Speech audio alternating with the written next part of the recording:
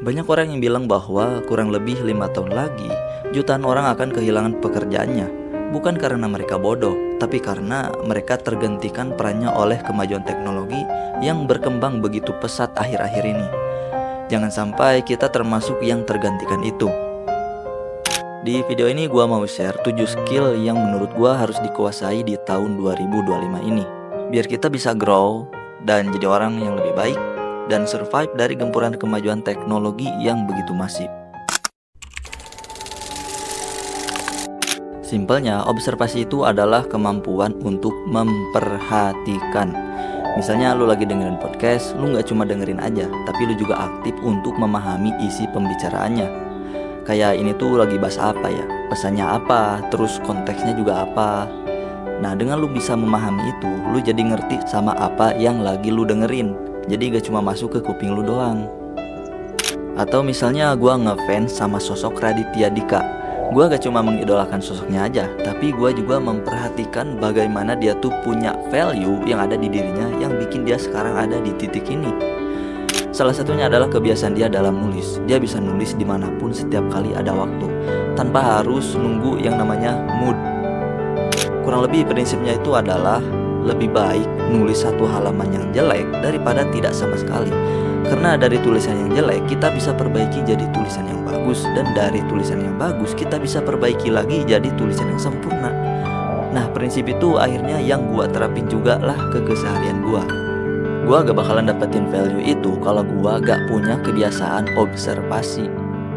Observasi itu kayak kaca pembesar. Kita belajar bukan cuma dari buku atau motivasi aja, tapi dari hal-hal sekitar yang kita lihat, kita dengar, dan kita perhatikan.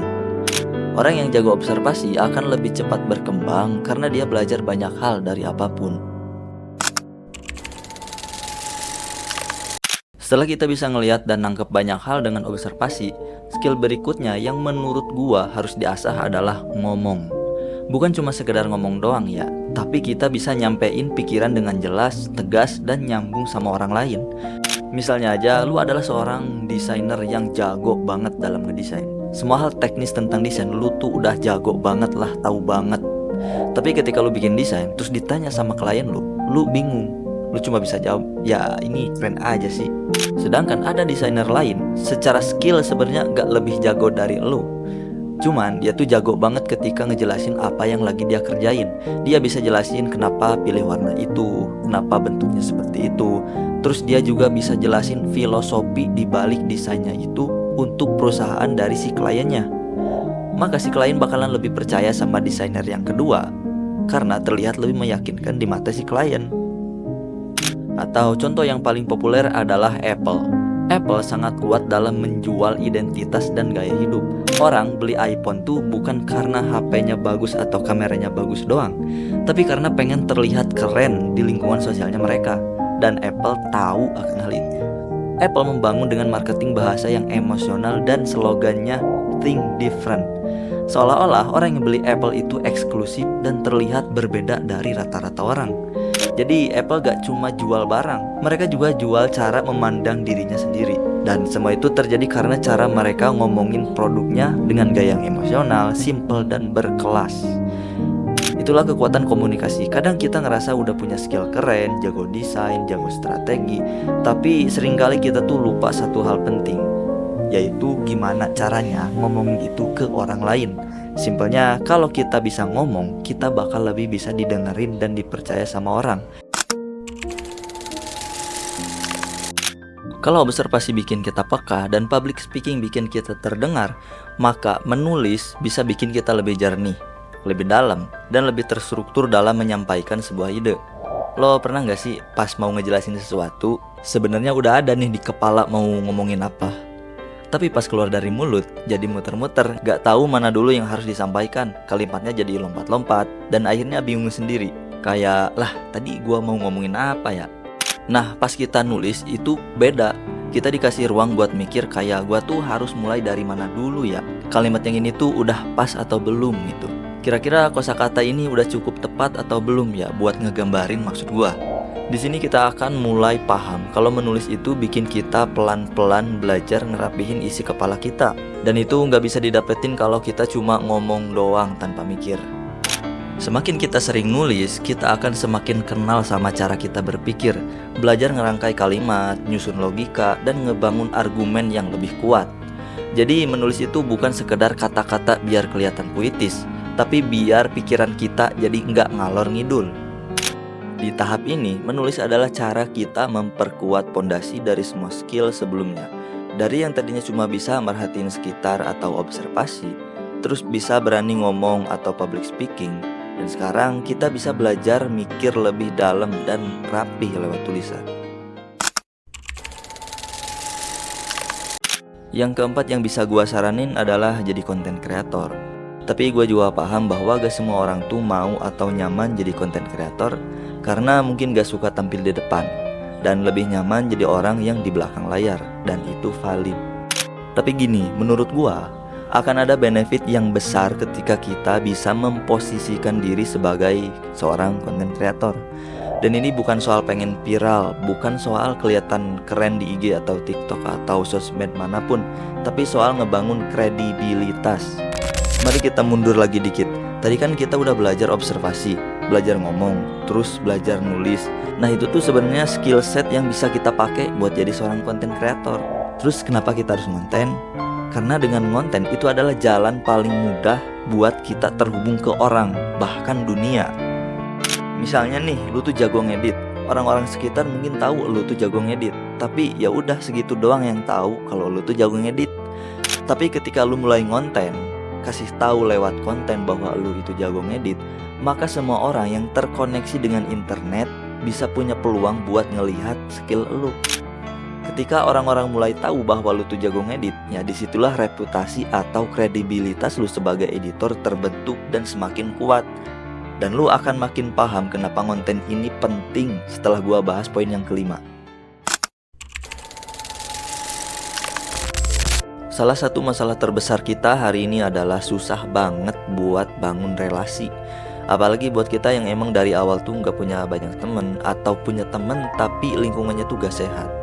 Kita pengen kenalan sama orang hebat, tapi rasanya gak mungkin, karena kita bukan siapa-siapa di mata mereka. Kita gak bisa ngasih lihat value kita ke orang-orang. Kita gak tahu gimana cara nunjukin value yang kita punya. Dan orang yang hebat itu gak punya waktu buat nyapa ke orang-orang yang gak dikenal, apalagi ngajak ngobrol. Mereka mungkin akan ngelirik kita kalau kita kelihatan punya sesuatu. Nah sekarang, apakah lu mulai ngeh kenapa gue bilang harus konten? Contohnya gue sebut deh Paris Fernandes. Lu pernah nyangka nggak orang yang tinggal di sebuah daerah yang namanya Binjai, kontennya cuma mukul-mukul pisang doang, sekarang jadi orang terkenal dan bisa jadi CEO dari HSS. Sekarang dia punya relasi sama orang-orang yang besar. Kenapa akhirnya dia dikenal? Ya karena dia berani ngonten. Dan gak cuma ngonten aja, dia juga ngebuktiin kalau dia tuh punya skill. Bisa dibilang konten adalah jalan pintas untuk mendapatkan peluang networking. Dan dengan networking, kita bisa mendapatkan peluang baru yang sebelumnya belum pernah ada. Nah, ada satu skill lagi yang menurut gua inti dari semua skill. Dan kalau kita punya yang satu ini, skill apapun bakalan lebih gampang kita kuasai. Namanya adalah metacognition. Simpelnya belajar gimana caranya belajar. Terdengar simple, tapi justru sering dilupain. Metacognition adalah kemampuan buat nyadar saat kita lagi belajar, apakah kita tuh bener-bener ngerti atau cuma ngerasa ngerti doang. Misalnya lu lagi baca sebuah tulisan, tapi lu nggak paham apa yang lu baca barusan, dan lu akhirnya memutuskan untuk baca ulang agar benar-benar paham apa yang dimaksud di dalam tulisan tersebut. Nah itu namanya adalah metacognition. Atau ketika lu lagi dengerin konten gua ini dan ngerasa ada beberapa poin yang lu gak paham, terus lu memutuskan untuk mundurin videonya, atau misal lu cari sendiri penjelasan dari sumber lain buat mastiin yang lu lagi denger itu bener-bener lu pahami. Nah itu juga disebut dengan metacognition, kesadaran dan inisiatif buat benerin proses belajarnya sendiri. Kenapa ini penting banget? Karena ini tuh bisa ngebantu ketika kita lagi mempelajari sesuatu secara mandiri, efektif, dan biar gak bergantung sama orang agar diajarin terus. Orang yang punya kemampuan metacognition ini bisa menyadari kesalahan lebih cepat, memperbaiki cara belajar mereka sendiri, dan meningkatkan pemahaman dan performa baik dalam akademik maupun pekerjaan. Kalau kita pengen jadi lebih pinter atau efisien dalam belajar atau bekerja, metacognition adalah kuncinya.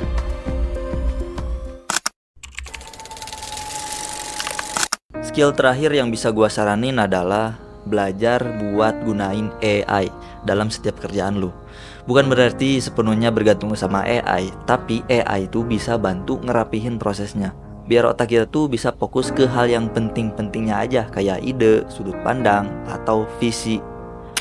Gua tahu ini masih jadi perdebatan. Ada orang yang bilang bahwa kecerdasan manusia tidak akan pernah tergantikan sama kecerdasan buatan. Tapi kalau buat gua pribadi, mendingan belajar pakai AI deh. Karena kita gak pernah tahu nih AI bakalan maju seberapa jauh. Karena gua khawatir kalau kita anti sama AI, kita malah digantiin sama AI. Karena sekarang aja banyak hal yang dulunya makan waktu berjam-jam, sekarang bisa diselesaikan dalam hitungan menit pakai AI. Contoh simpelnya nulis draft email, ngerangkum dokumen yang panjang, bikin konten sekarang pakai bantuan AI. Termasuk gambar di video gua ini juga pakai AI. Bukan gua gak menghargai profesi ilustrator, gua juga sebenarnya kan ilustrator. Dan gua juga gak pengen sebenarnya profesi gua tuh diganti sama AI.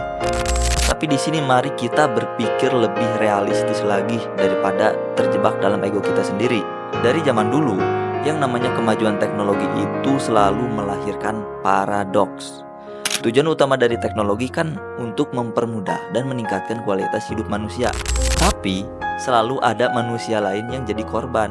Contoh yang paling relate buat kita adalah pas kemunculannya ojol. Sebagai orang yang selalu mengandalkan jasa transportasi, ini tuh kemajuan yang sangat memudahkan kita. Karena kita bisa diantar dan jemput kapan aja dan di mana aja. Beda ceritanya kan ketika kita harus nunggu angkot di pinggir jalan yang kadang lama datangnya. Atau kita nggak perlu lagi jalan kaki ke tempat pangkalan ojek buat naik ojek. Sekarang cukup buka HP, ojol datang, memudahkan banget kan? Nah itu POV dari customer. Sekarang kita lihat dari POV opang dan supir angkotnya. Apakah mereka senang dengan kehadiran teknologi ini? Waktu itu jelas enggak kan? Karena waktu itu sempat terjadi demo yang cukup masif.